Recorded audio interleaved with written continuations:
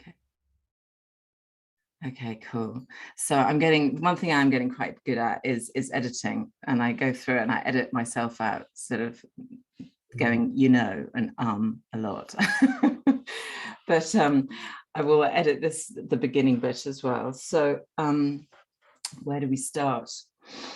So welcome, Tom. I'm very excited to have a very well-known and successful meditation teacher and general guru all the way from the other side of the world in Australia, in Sydney, Australia today. So welcome, Tom Cronin. Thank you so much for joining me.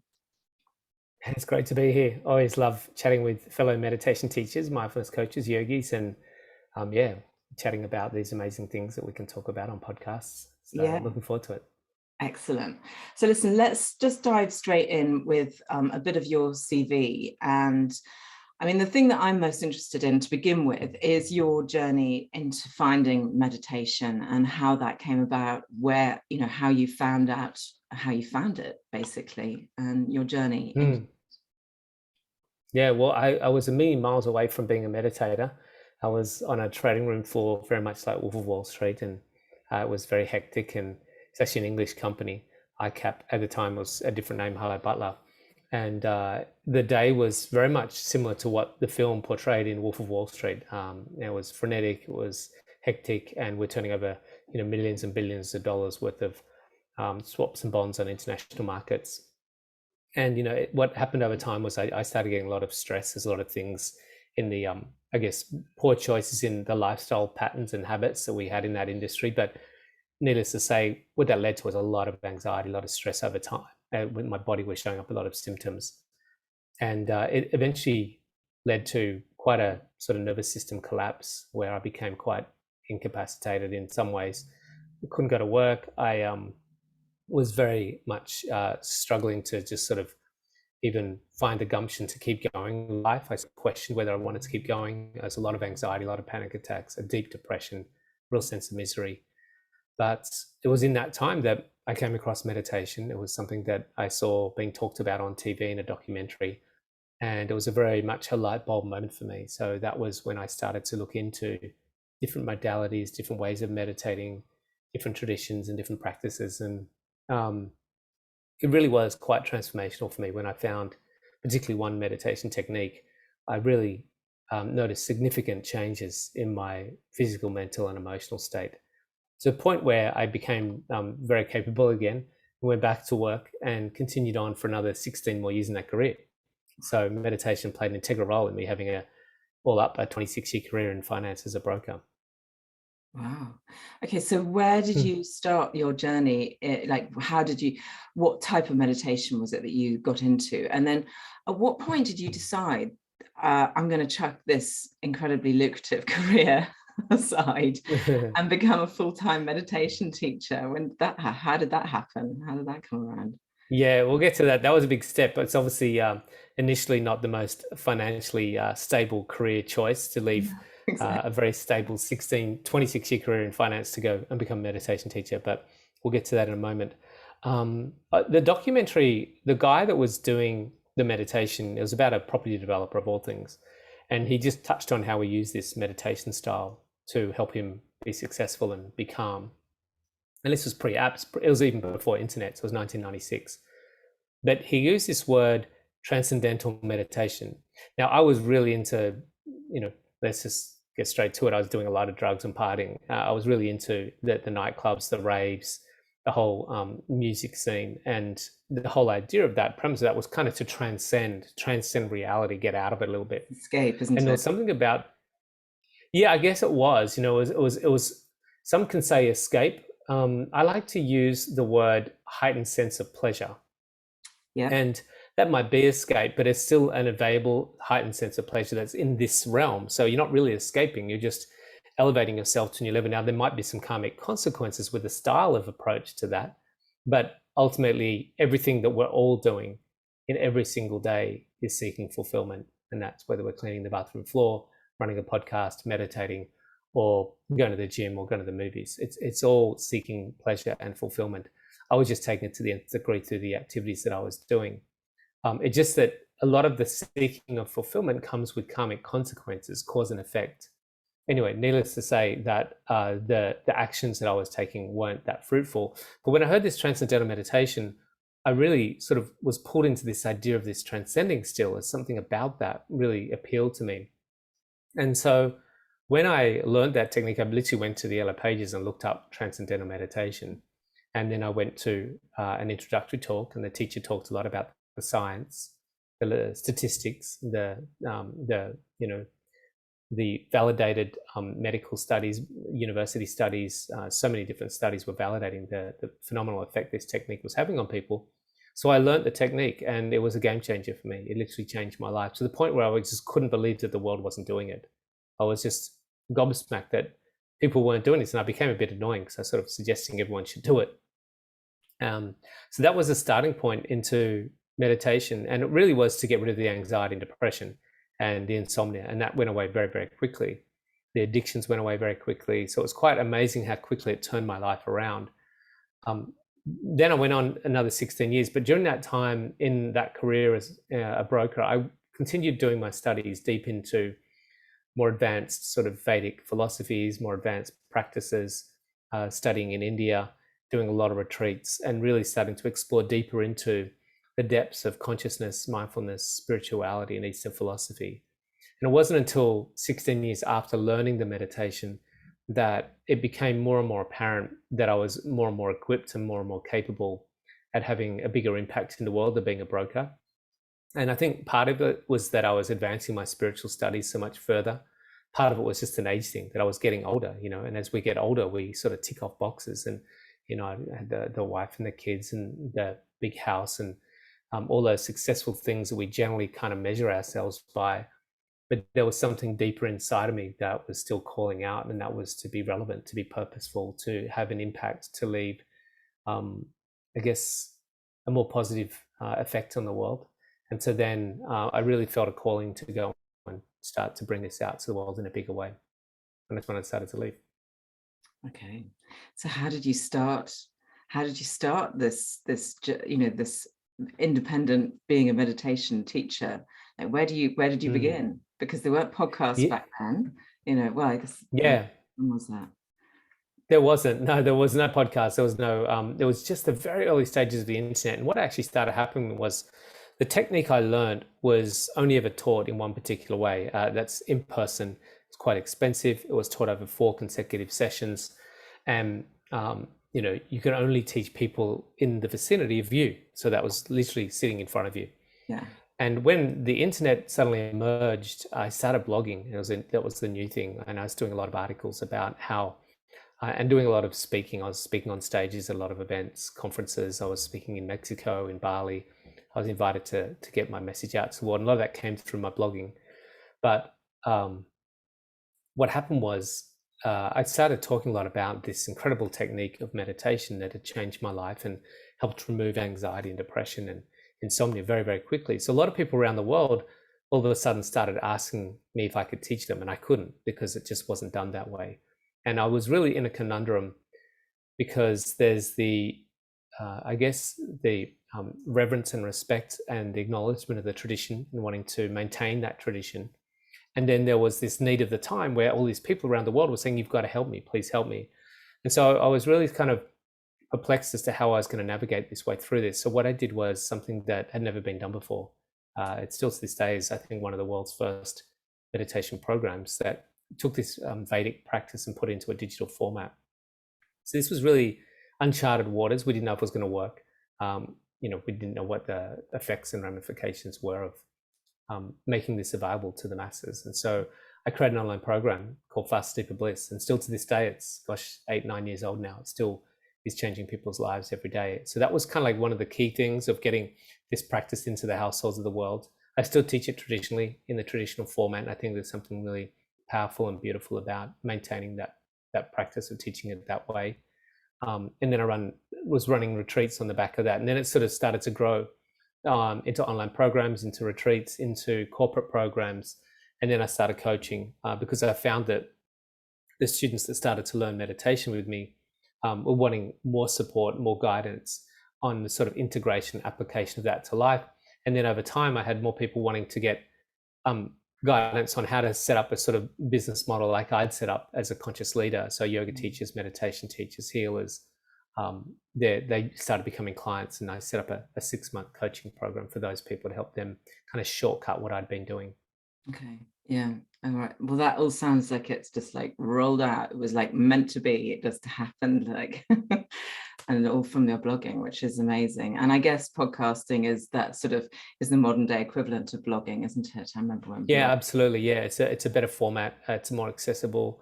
Look, blogs got kind of what sort of, I guess, replaced blogs was actually short form content in Instagram. And so Instagram and Facebook hadn't emerged really prior to the blogging. So blogging was the big thing. So I was putting a lot of content out there, insights that I sort of would get these downloads all the time. They'd put into an article, and it was about growing your database and sharing your offers. But then when Instagram and Facebook kind of, blogs are still there roughly, but they've got a different format. But a lot of my content went into Instagram and Facebook. Yeah. Okay, so back to sort of some more nitty gritty. The type of meditation that you're talking about, transcendental meditation, is Vedic meditation the same thing as transcendental meditation? It depends if you're a lawyer or not. So, it's an area to walk carefully. The techniques are very, very similar. There was a bit of a split between the two.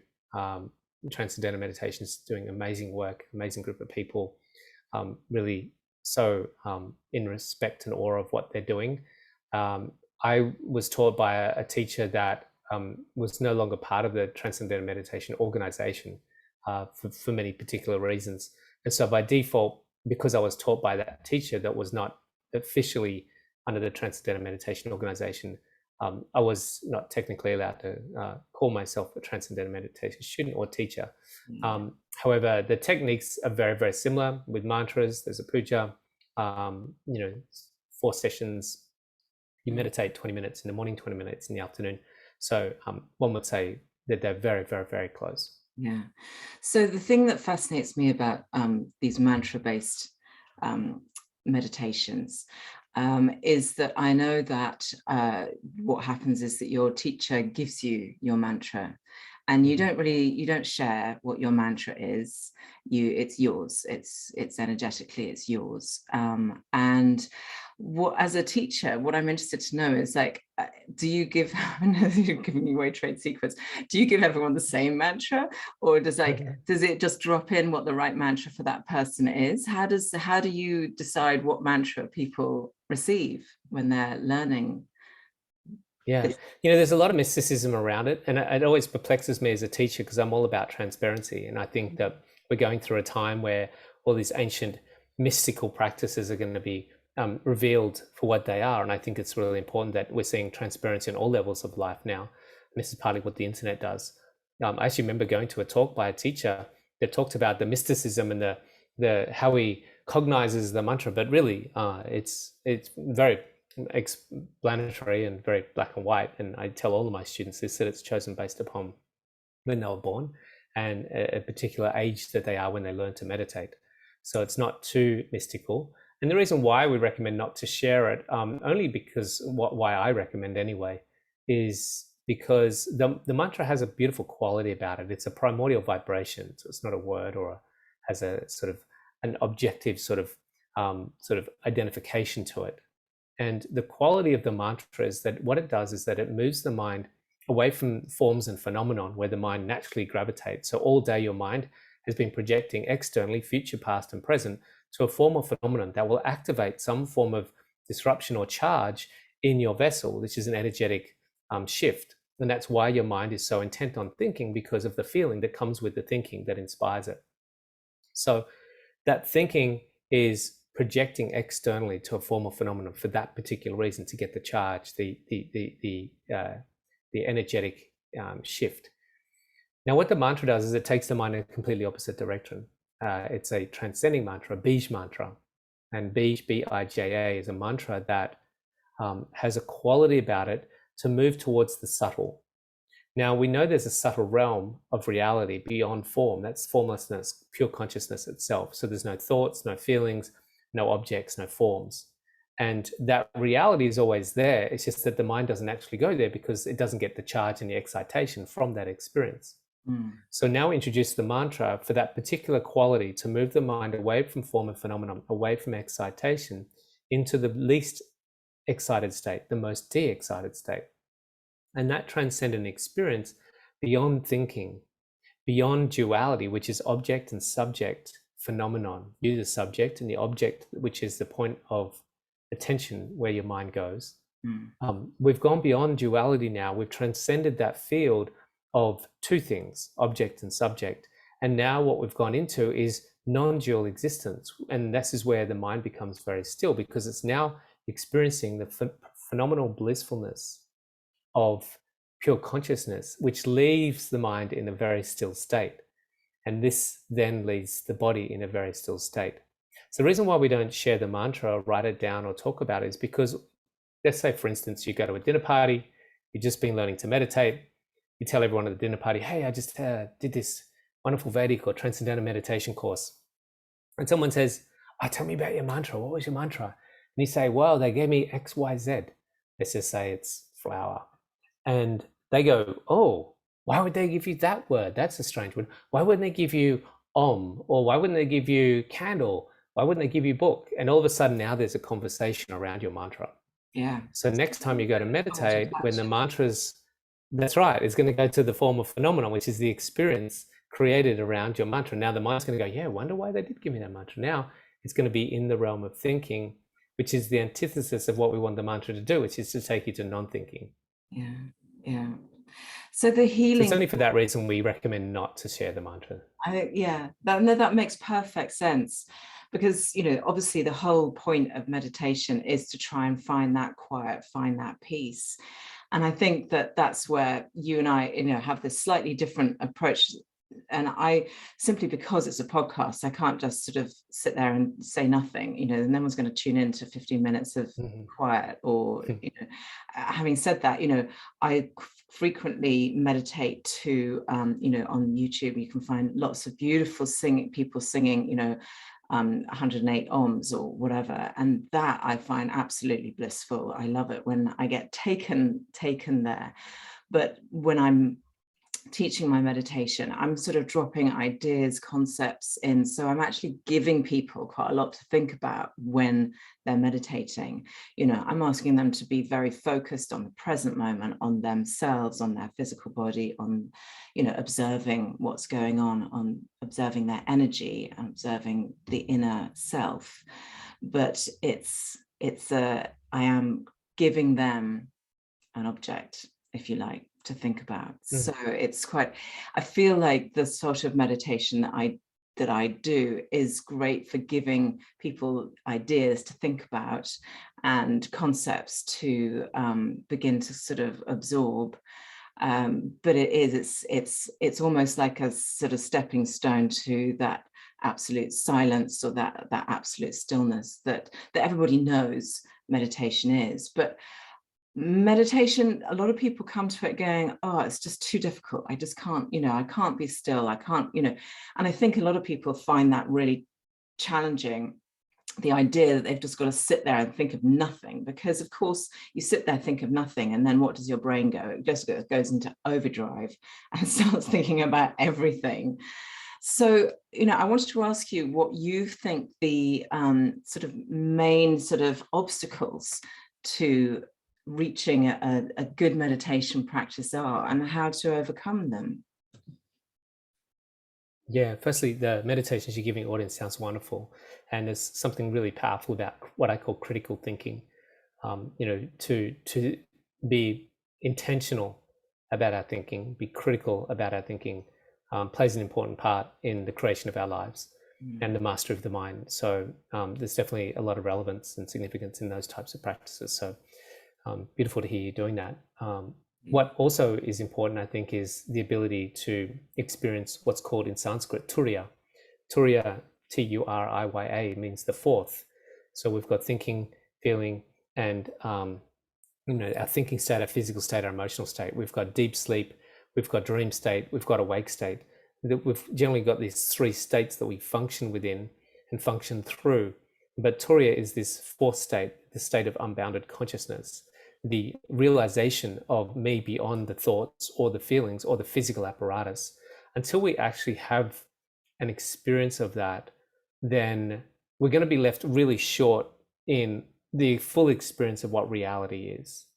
And so the beautiful thing about the mantras, and this is coming back to your question about the obstacles people might find with meditation, is that the mind doesn't want to not think. What the mind wants to do is find charm or pleasure. So the mind is literally looking for charm or pleasure morning and night. And so it will do that until it gets so exhausted it goes into an unconscious deep sleep, which is where there's no thoughts, but you're not conscious. And so what we want to do, if we want to just experience deep stillness or silence, then we can't just tell the mind to not think, because that's not something the mind wants to do. We have to introduce something that plays a role, a function in taking the mind to something that is already there, but the mind just doesn't know how to get there. And that's bliss consciousness, the depths. The analogy I like to use is the surface of the ocean is constantly changing, and that's like the surface of the mind. But if we use the mantra to take the mind deeper, and it has that luring effect into the subtle, it becomes a very effortless process. I've taught a class of 8-year-olds, 30 of them in one classroom, and I literally stood in front of the class. I gave them the mantra very quickly, just said, hey guys, I want you to all start to say this sound with me together. And they're repeating this sound. I said, okay, now just say it a little bit softer. And now do it with your eyes closed, and don't say it out loud, but say it inside your head. And for 10 minutes, those children sat there in complete quietness. They didn't open their eyes, they didn't move around, they didn't fidget. The teacher was just gobsmacked. And the reason why they were able to sit there so comfortably and contented was because their mind was satiated. It had something to present charm to it, and that was the mantra. And the mantra takes the mind deeper and quieter into a very blissful experience. And so I think the beauty and the power of the mantras, I've been studying Eastern philosophy meditation for so many years, and I teach other meditations as well, particularly in the corporate sector. I can't teach I teach Amazon these transcending meditations, but a lot of corporates just want a simple breath meditation. Mm-hmm. But it's very hard to sustain these types of practices because people don't find them enjoyable. And if we don't find things enjoyable in life, we generally don't stick by them, because we've developed very charming lives. Mm-hmm. And if it's not charming, then we simply find that it just drops below other preferences that have more pleasure and more charm in them. Yeah. That's so beautiful. That's absolutely, I think that's a lovely word that's using, charm, that we're always searching for charm, and it's not searching for pleasure or joy or contentment. Charm is absolutely right. I love that.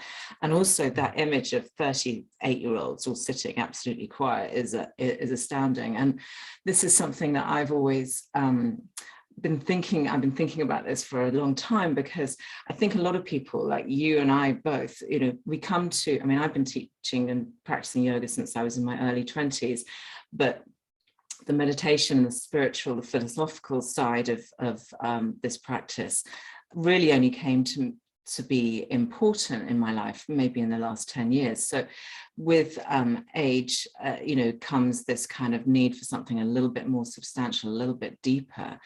But when you look back at your life and you look back at children, at the teenagers, you go, oh my God, if only I'd known all of this stuff then, how much pain would I have saved myself in my 20s and my 30s or whatever. So, and I know from having looked at your website that you've got a specific program which is aimed at teens, which I think is fantastic. I'm to be absolutely honest with you, I would be terrified to stand in front of a group of 38-year-olds. I think that would be really scary. So I admire you hugely, but I would love to be able to reach out to the younger generation, to teach them, to get them in their bodies in yoga, to get them in there, that, to be able to find access, that peace and that stillness through meditation. So what's your sort of, how do you go about luring in, if you like, the teens who have got so many other charming things to do with their lives? How do you get through to them? It's a great question, and I've contemplated this a lot. I'm actually running a kids program in a couple of weeks and I do have the team program on my website. To be honest with you, kids, very rarely do kids actually want to meditate. I don't work with children a lot these days. If a parent has asked me that they've got a child that really wants to learn to meditate, I'll teach them, which is why I'm doing the course in a couple of weeks. What I notice is that children grow through osmosis, and I've got two 19-year-old children. They're twins, a boy and a girl. And what we have is not a problem with the children in the world. What we have is a problem with the parents. We have a very stressed, distracted, overwhelmed, anxious-ridden, and very unhealthy collective society. And I think we need to start with parents first. We need to start with the adults. And I did, think, oh wow, I could help so many children if I teach them all to meditate. One thing I find is that children, they've got to explore the world. They've got to get through a lot of research like we did, and we let them have their research. Let them explore where fulfillment exists. Let them explore the external world. They'll have to do their research and exhaust that. This is why adults are much easier to work with, because they kind of get to 30, 40, 50, they've ticked all the boxes, I did everything I was supposed to do to find fulfillment, and I still can't find it. I'm miserable, I'm stressed, I'm overwhelmed, and I've got the uni degree, I've got the kids, I've got the partner, I've got the house, I've got the great job, and what else am I supposed to do? And it's like, oh, now it's time to go within. Oh, okay, great. Yeah, let me learn to meditate. And there's a lot more enthusiasm because they've kind of done a lot of research in the outer world, and it's time for them to start exploring the inner world. So most of my work these days is primarily with adults, unless I get a request to do some with children.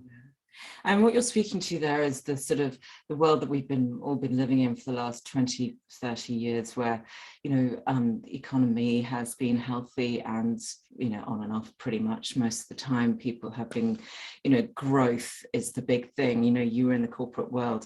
It's all about growth. When you work in any kind of corporate situation or any kind of job, it's like got that constant sort of push to make everything bigger rather than just sustain, but to find growth. And I feel like the current situation that we're in at the moment in the world, with the war in Ukraine and so on, we are heading towards what could be quite a different looking world. And I'm just wondering what your perspective is on the fact that whilst when people are living a comfortable life and they've, like you say, they've ticked all the boxes and they're still not got that feeling of satisfaction in their soul and they're looking for more, so they turn towards more spiritual aspects of life, which is wonderful, because that will bring them the peace that they're perhaps after. When things become challenging, as they may do, as they are for millions of people in Ukraine for a start, that finding contentment becomes lower down on the priority list as survival becomes higher up on the priority list. Do you think that this is going to be a shift that we see that affects this sort of wellness industry, where people are like, actually, that's like not down on, that's not on my priority list anymore. I just need to exist, survive. Or do you think that because of the stress and anxiety that it, inevitably brings, that people will be more drawn to it? I don't know. I mean, we're all in such a strange place right now with what's going on. So I'd love to know what you think. It's a great concept to start to ponder. If you look at Maslow's hierarchy of needs, you'll see that the base need is let's be safe. Let's prioritize being safe and getting shelter and water and food. And as we move up and we get that established, then we start looking at, okay, now that I've got that box ticked and I've got safety, now what does it look like to have the next level of need? And it starts going into human relationships and self-esteem. And you look at these hierarchies of needs, and the last thing we tend to look at is self-actualization or self-realization, that spiritual sort of awakening. Working your way up the chakras, which is my... Yeah, pretty much. Yeah, very much so. And that's, Maslow's hierarchy sort of sits up through that. But so I can understand that that's naturally the case. And I think part of our challenge with humans is that we had all of those needs pretty much met, but we still didn't make that, en masse sort of cross that threshold into self-realization and spiritual awakening, unfortunately. And we're paying a price for that, because that's something that we should have been doing a long time ago with all of our needs met where we did have them. What I would love to see happening is that we flip Maslow's hierarchy and put it up the other way And a lot of people have done that in the world, where they made their spiritual exploration their primary starting point. And what tends to happen when we make that a greater priority is that a lot of the other needs start to work out anyway. When we become more conscious, more aware, more awake, more full of love, more full, more abundant, more filled with gratitude, our relationships get better. Our ability to manifest and create money gets better. Our ability to be healthier gets better. Our ability to secure our needs gets better. And so I've kind of talked a lot about this on some podcasts and in some conferences that I spoke at, that what the world's missing is, unfortunately, is Maslow's hierarchy is upside down, and it needs to be the other way around. And we need to make a really high priority. One of our first starting points is that we become more aware of our true nature, our spiritual essence, and then from there, build everything else on the top of that. You're so right. Yeah, that's exactly right. I mean, I think that we start at the base, we start at the root, looking after our survival. Then we start looking for pleasure in relationships. Then our sense of self, the love that all sits in the middle of it. Yeah, no, you're absolutely right. I think that's a really interesting point. Fascinating. So just let's take a quick turn towards the other thing that you've done, which I find really interesting, is this movie that you've made, The Portal. So tell me a little bit about that, because I've not watched it. I'll confess, I haven't seen it, because it's behind a paywall, and I was like, I don't know. I'll talk to Tom first, and then if I'm really interested, I'll go and buy it and see it. So how did that come about? Tell me a little bit about The Portal movie. Well, I got very obsessed about bringing meditation to the world, and I apologize if this room's getting darker. The light switch is way over there, and I'm not going to turn it on, and so the sun's setting. So as long as you can still see me, but hopefully it doesn't go pitch black while this is still going. But I got so passionate about bringing meditation to the world, and I really felt that one of the mediums that I could get that message across, I was doing blogs, I was doing YouTube, I was doing at this point podcasts and all sorts of other things to share my message. But I really felt on the back of The Secret, they'd taken a very esoteric subject matter, the law of attraction, and penetrated the households of the world. And I got really excited by that, because it was the first time that anyone had used film really to convey something, I guess, if you want to call it, a little bit spiritual, a little bit sort of philosophical. We'd had a lot of documentaries and movies in the past, but this was really crossing a boundary line that we hadn't really crossed before. And that gave me a lot of enthusiasm for making a film about the power of meditation. And this was, back in 2012, it was before all the apps had come out and meditation was still just emerging. And so I wanted to showcase the power of meditation through crisis and in individual personal stories. So we took 6 individual stories that had all gone through crisis from very diverse backgrounds and very different crisis stories, to see them go through a massive transformation and alchemy, and show how meditation up against some of these incredible challenges and incredible backgrounds could stack up. And we didn't want to sort of lecture people with, people in lab coats and science and data and statistics. You can get all that on Google. We wanted to take them through an experience, and the experience in the movie, it's a little bit uncomfortable initially. We move quite quickly in the beginning of the film, a lot of cutting and moving from story to story. A lot of people find that initial part of the film a little bit inaccessible or uncomfortable, and there's for a reason, because we're moving them from stress to calm, and we're arriving where they're at, and we're taking them through this journey, and the cuts get sort of longer and slower to the point where we eventually have a meditation in the film. So it's very unique. It's a very different film.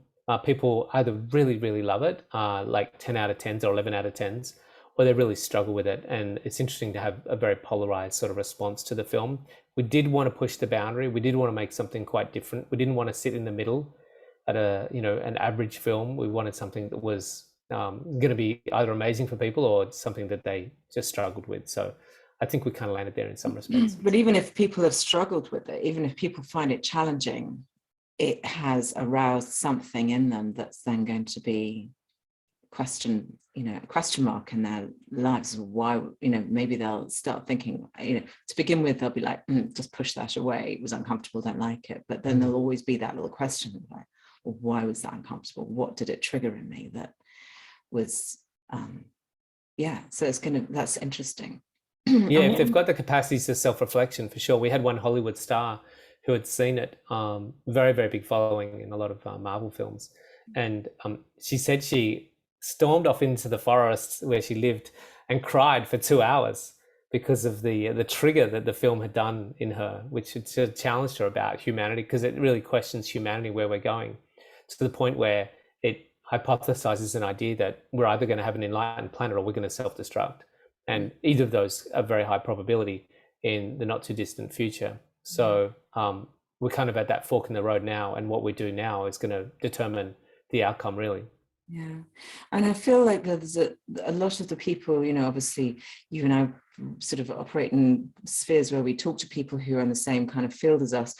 And so maybe I'm biased, but I feel like there's a lot of people, energy workers, healers, and so on, who are working so hard to bring the light into the world, you know, to bring our energy, this positive energy into the world, to try and spread it. And I do feel like people are reaching for it. So yeah, anything and everything that we can do to get ourselves closer to the broader consciousness of being in a positive light is worth doing. Everything and anything that we can do.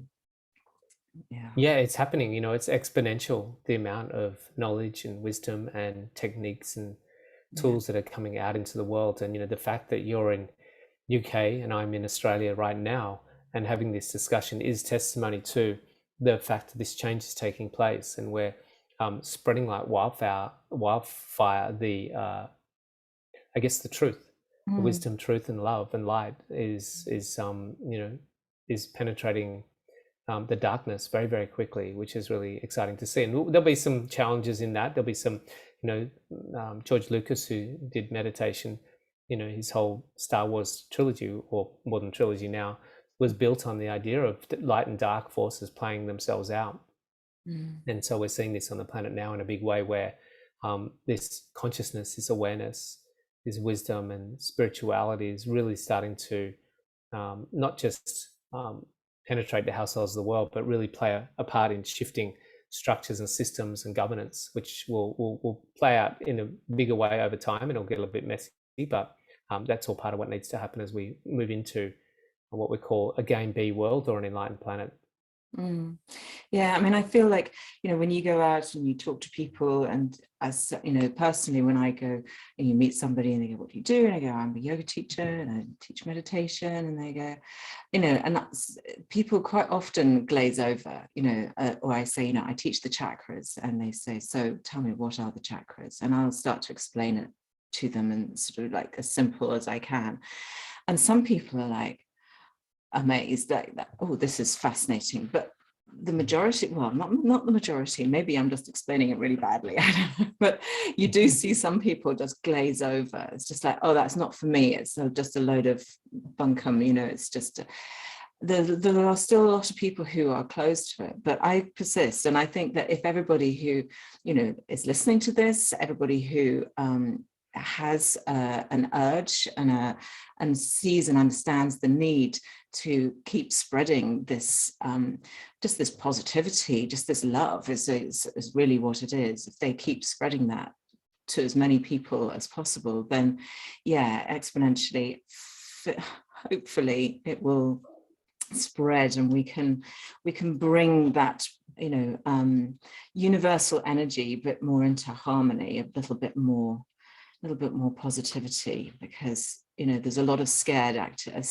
energy out there. There's a lot of I think that's it's painful to witness, and you can't avoid it. You know, everybody that I've talked to who is in energy work, and you know, everyone's saying, "God, the energy in the world right now is just so crazy. It's so weird. It's, you know, really so we need to try our best. We've got to really work at it, I feel, at the moment, to keep that energy going."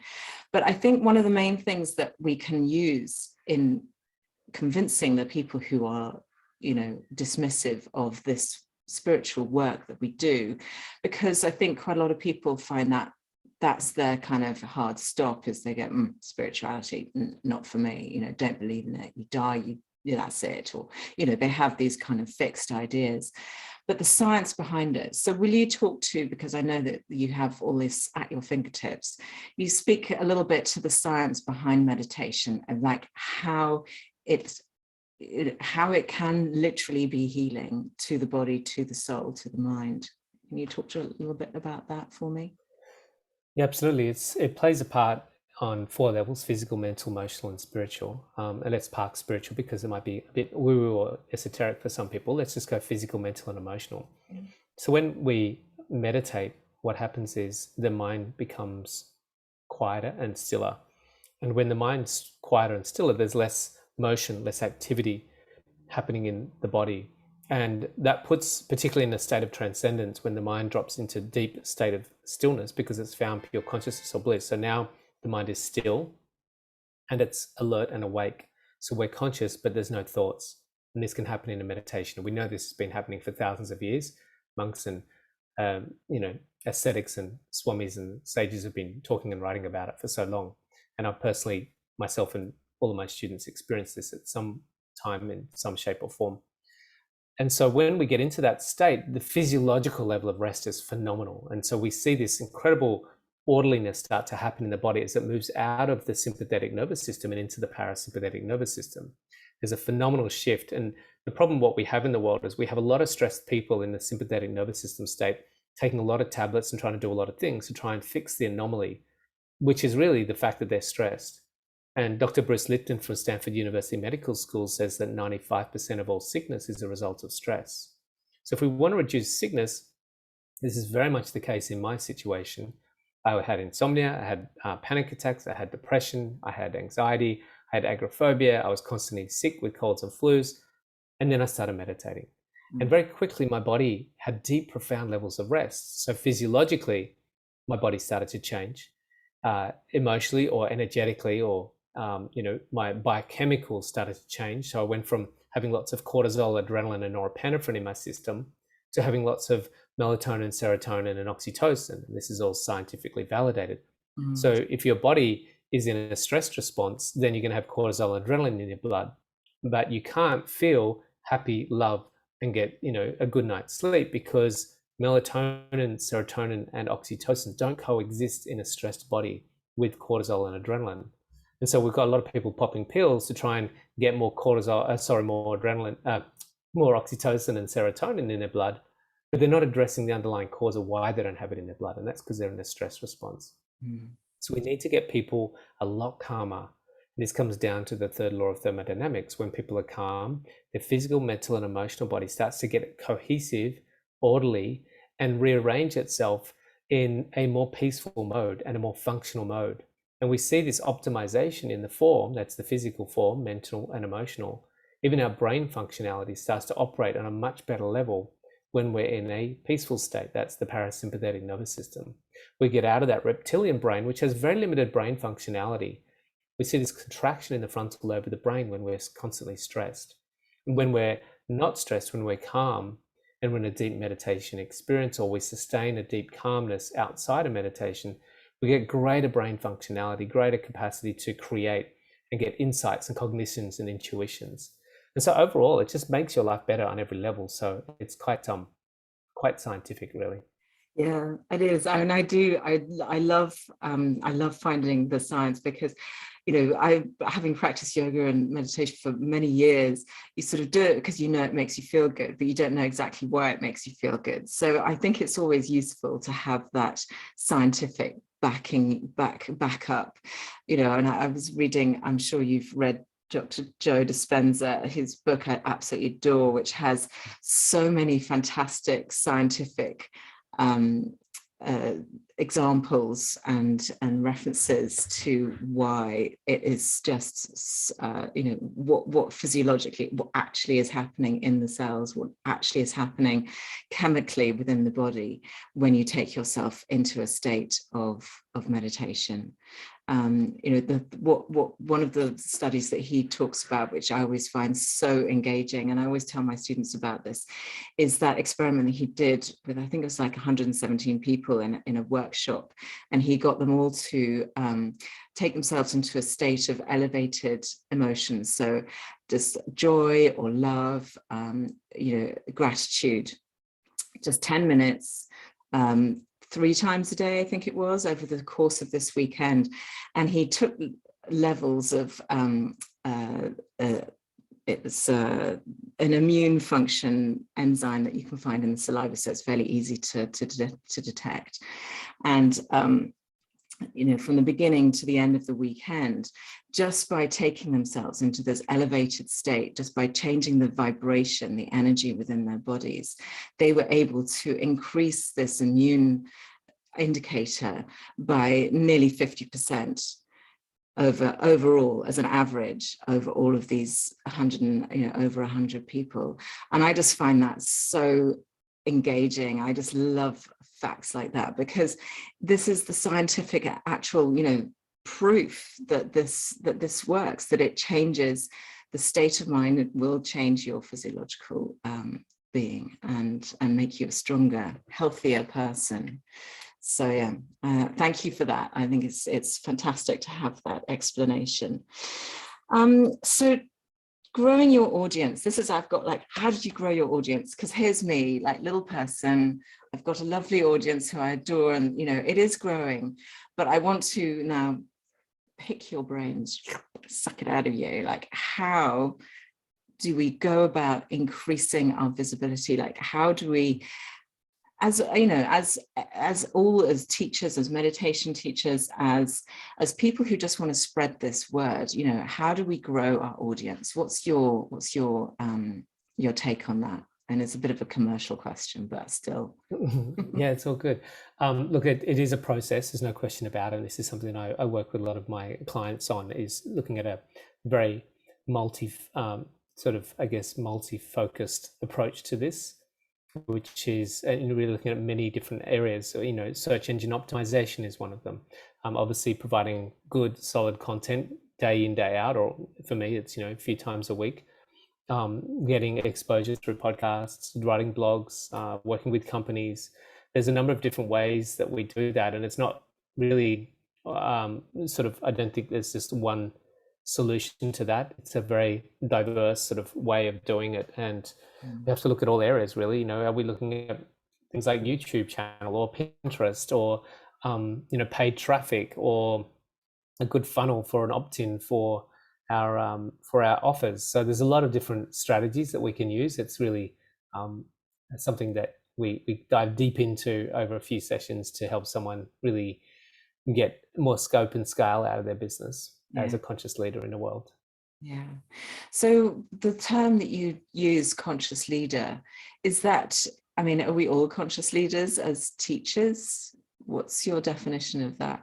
There's definitely varying degrees of it's like a light switch with a dimmer on it, and I have definitely become more conscious than I used to be, and I have more conscious leadership to be as I evolve. So I'm always becoming, I'm always evolving, I'm always learning and always growing. But my consciousness itself, which is pure conscious, that doesn't change. This is the thing: divinity doesn't evolve, source doesn't evolve, God doesn't evolve. We become more aligned and more representative of what we already are. So really the evolution is becoming less of what we think we are. And so conscious leadership is really becoming more embodied in what is inherently already us, and being less of what we used to be, which is our ego or personality or persona or identity. And so this is the work that I do, is help people become less of themselves, defragment, and to disentangle themselves from the structure that they believed and perceived themselves to be, so they can be more true and more embodied in what they already are. Okay, cool. I love that. So one of the questions that I wanted to ask you is, and this is purely because you are the first male, you are the first man that I've had on my podcast. So, kudos to you. Oh, wow. I feel honored. But I do find that in this, and maybe it's just because I'm female, but I do find that in this, you've gone very dark, haven't you? There you are, you're back again. I do find that in this, certainly in the world of yoga, it's very female heavy, certainly, at a ground roots level. And I know that there are many fantastic, male teachers, and most, pretty much all gurus. Mr. Iyengar was my guru, BKS Iyengar. He had a daughter, Gita, who became, the leader of that sort of particular path of yoga. But on the whole, classes are full of women. I have a couple of male clients, and they come to me as private clients because they don't necessarily feel that comfortable in a class surrounded by ladies. And I just wanted to ask you whether, first of all, do you find that there is a gender divide, or do you find that it's just all and everybody, but you're a man, so you probably attract more male energy? But I find that I feel that women are more open to this work, yoga, meditation, than your average bloke. And so I'm just, as a good Aussie man, tell me, what's your perspective on that? Yeah, it's definitely the case. We're seeing that across the world, retreats, online courses, and we're seeing a phenomenal shift being led by the females of the world. And there's a number of reasons for that. Especially if you look at the past, even 1970s, if we looked at the ashrams and the yoga studios and the yoga shalas and the monasteries of the world, they were predominantly about 99% men. So that spiritual seeking, that spiritual work was predominantly done by men, but they lived very remotely, and it was very reclusive, and it wasn't very integrated into the world.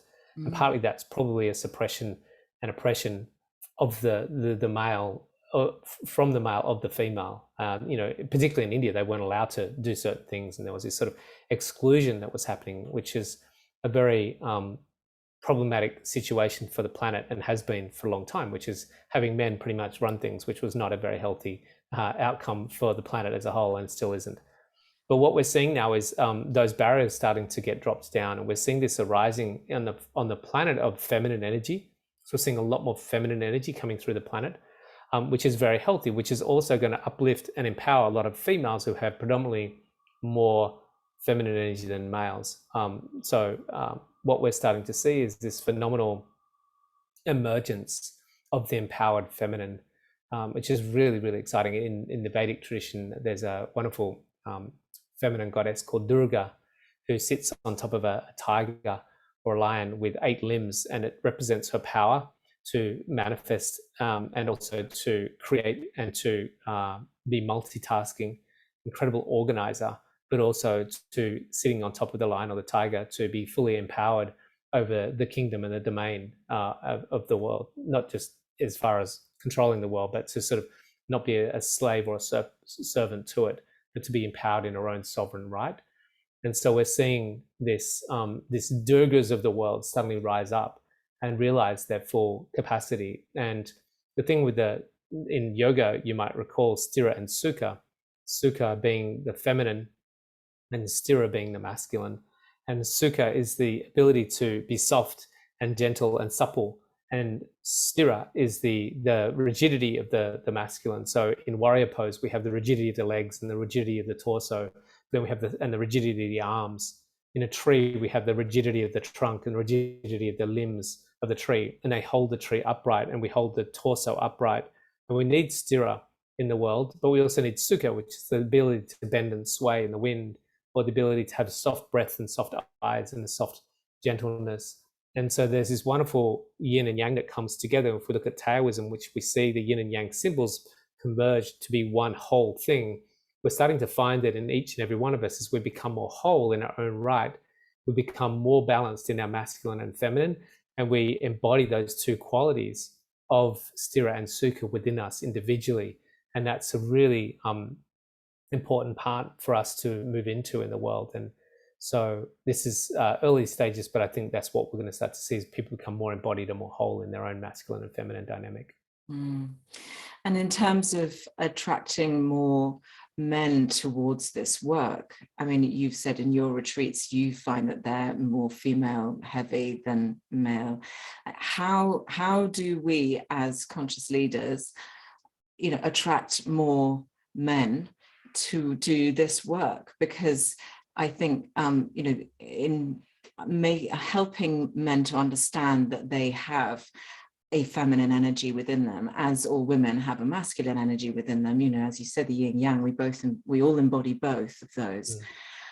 How do we attract men to this work without making them feel like they're losing their masculinity? Because when I remember back in London, I used to work at the Iyengar Yoga Institute in London, and the guys who came in there, it was quite a masculine thing.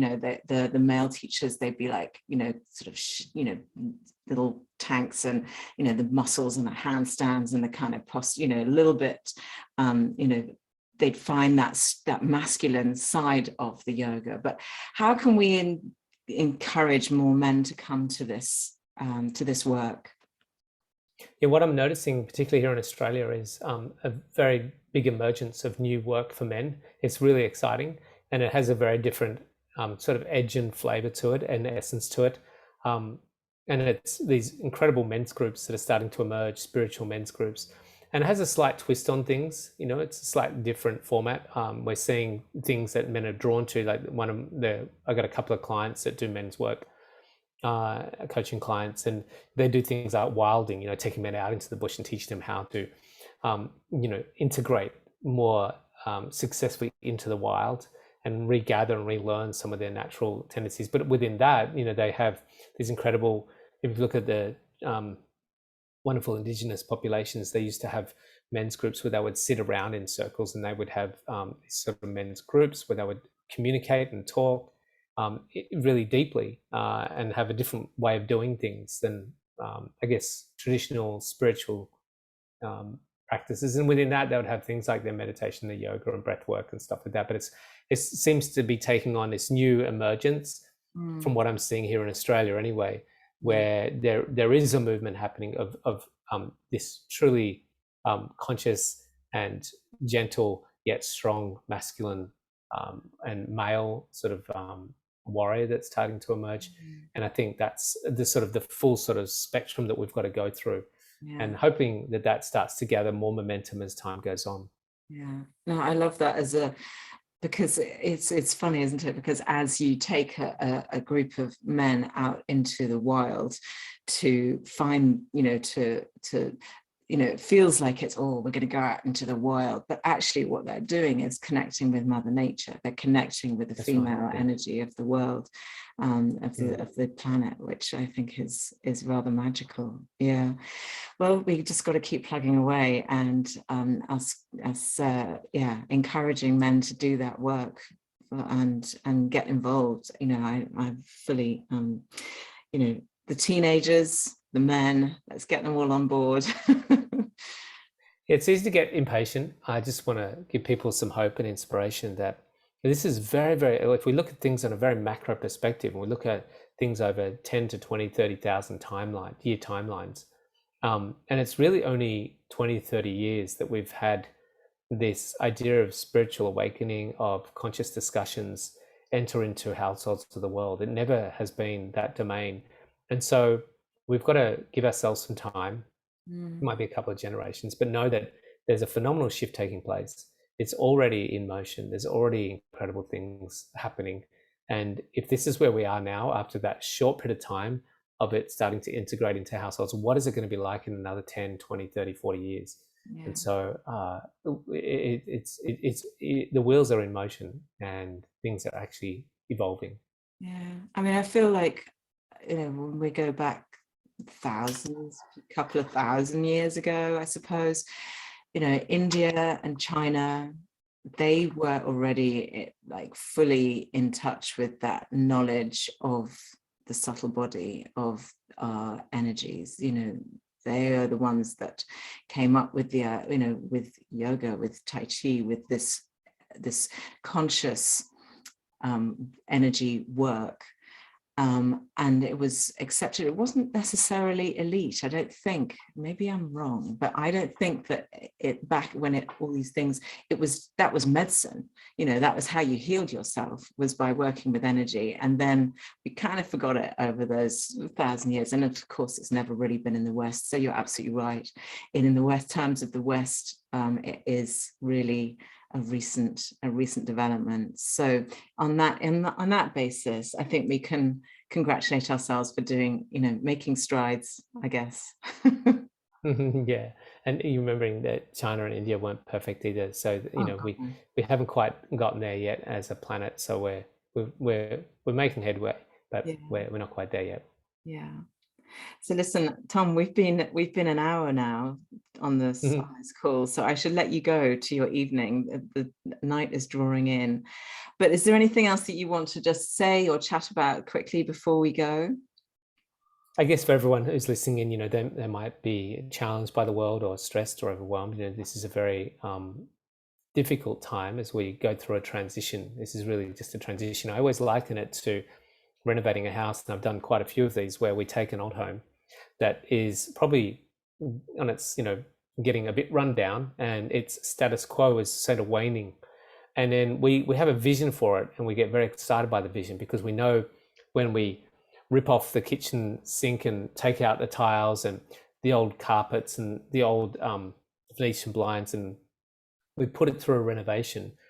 In the interim, while it's going from its old status quo into a new vision and a new emergence of something more profound and quite remarkable, there's quite a deteriorated state that it has to go through.